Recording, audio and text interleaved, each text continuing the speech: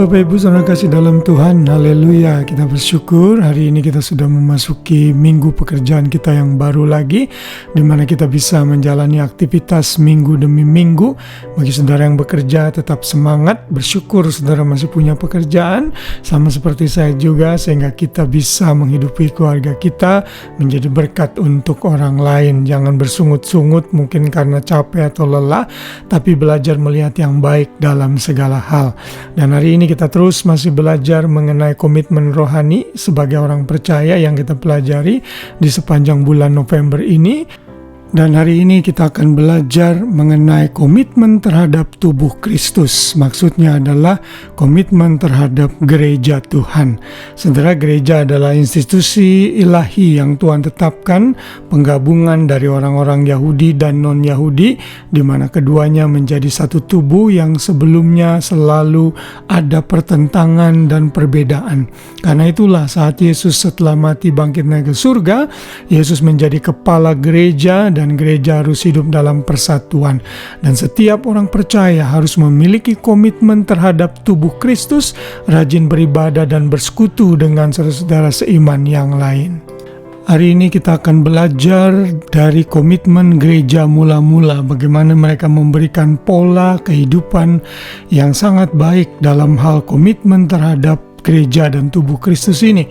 Dalam Kisah Para Rasul 2 ayat 46 kita membaca, dengan bertekun dan dengan sehati mereka berkumpul tiap-tiap hari dalam bait Allah, mereka memecah-mecahkan roti di rumah masing-masing secara bergilir dan makan bersama-sama dengan gembira dan dengan tulus hati.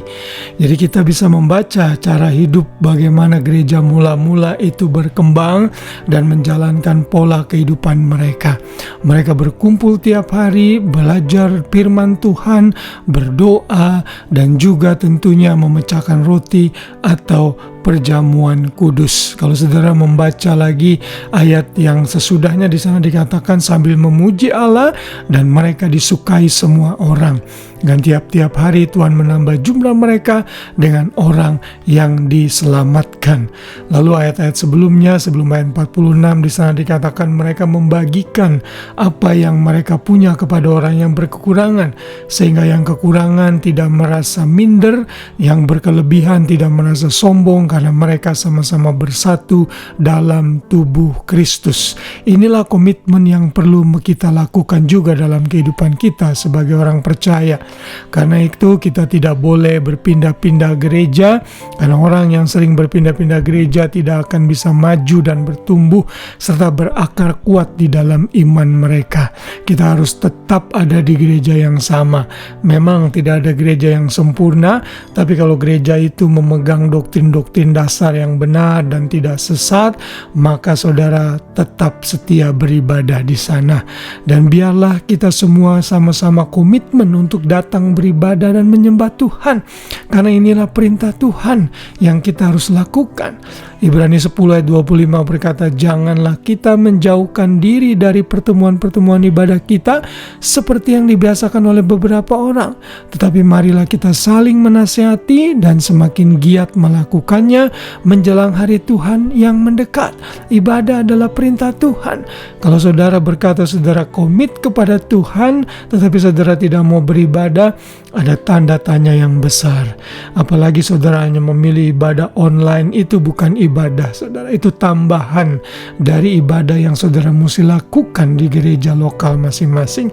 Karena di dalam gereja lokal kita bisa saling mengasihi, mengasah dan mengasuh, kita bisa maju bersama, bertumbuh bersama, sehingga hidup kita memuliakan Tuhan.